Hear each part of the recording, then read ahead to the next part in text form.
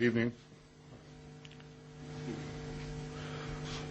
Once again, Israel faces hypocrisy and a biased rush to judgment. I'm afraid this isn't the first time. Last year, Israel acted to stop Hamas from firing thousands of rockets into Israel's towns and cities. Hamas was firing on our civilians while hiding behind civilians. And Israel went to unprecedented lengths to avoid Palestinian civilian casualties. Yet it was Israel and not the Hamas that was accused by the UN of war crimes. Now, regrettably, the same thing appears to be happening now. But here are the facts. Hamas is smuggling thousands of Iranian rockets, missiles, and other weaponry, smuggling it into Gaza in order to fire on Israel's cities. These missiles can reach Ashdod, Beersheba, these are major Israeli cities, and I regret to say that some of them can reach now Tel Aviv and very soon the outskirts of Jerusalem. And from the information we have, the planned shipments include weapons that can reach farther, even farther and deeper into Israel.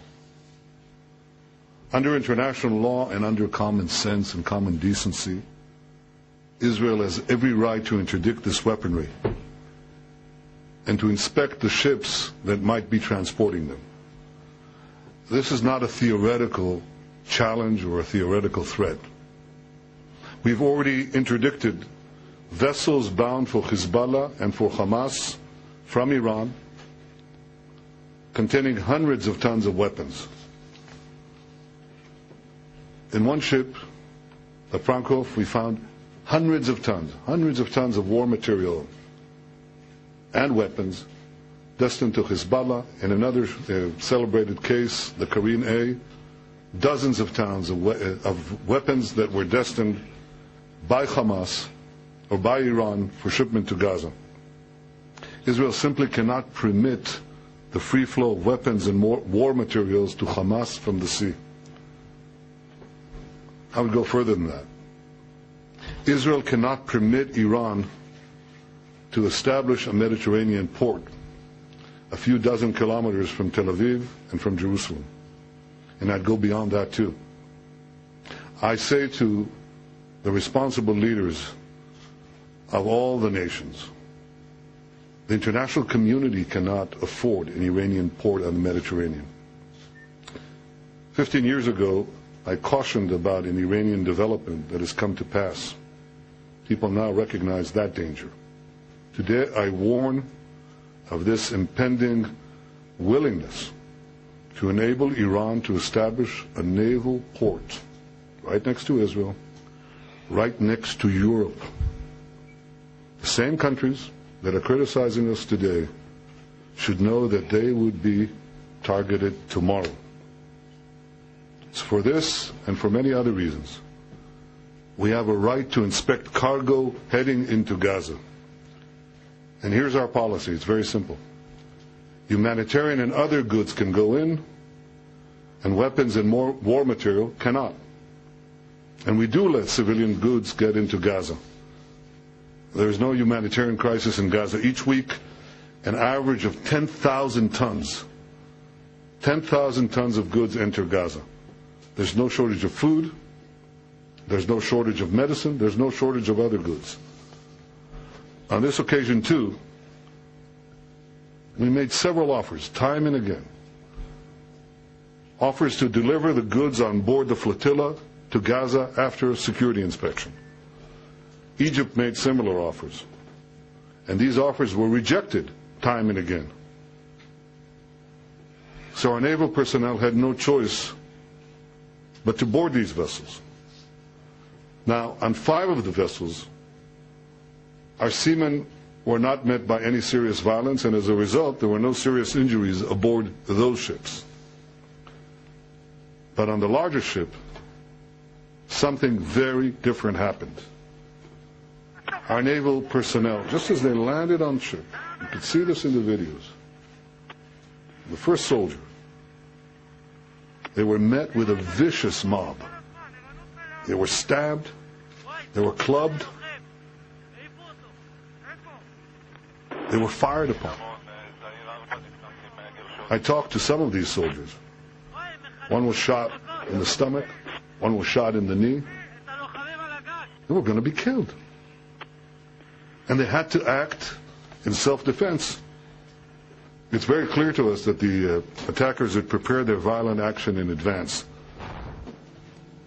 They were members of an extremist group that has supported international terrorist organization and today support the terror organization called Hamas. They brought with them in advance knives, steel rods, other weapons. They chanted battle cries against the Jews. You can hear this, some of this, on the tapes that have been released. This wasn't a love boat. This was a hate boat. These weren't pacifists, they weren't peace activists. These were violent supporters of terrorism. I think that the evidence that the lives of the Israeli seamen were in danger is crystal clear. If you're a fair-minded observer and you look at those videos, you know this simple truth. But I regret to say that for many in the international community, no evidence is needed. Israel is guilty until proven guilty. Once again, Israel is told that it has a right to defend itself, but is condemned every time it exercises that right. Now you know that a right that you cannot exercise is meaningless. And you know that the way we exercise it, under these conditions of duress, under the rocketing of our cities, under the impending killing of our soldiers, you know that we exercise it in a way that is commensurate with any international standards. I spoke to the leading leaders of the world. And I say the same thing today to the international community. What would you do? How would you stop thousands of rockets that are destined to attack your cities, your civilians, your children? How would your soldiers behave under similar circumstances? I think in your hearts, you all know the truth. Israel regrets the loss of life, but we will never apologize for defending ourselves. Israel has every right to prevent deadly weapons from entering into hostile territory. And Israeli soldiers have every right to defend their lives and their country. This may sound like an impossible plea, or an impossible request, or an impossible demand, but I make it anyway. Israel should not be held to a double standard. The Jewish state has a right to defend itself just like any other state. Thank you.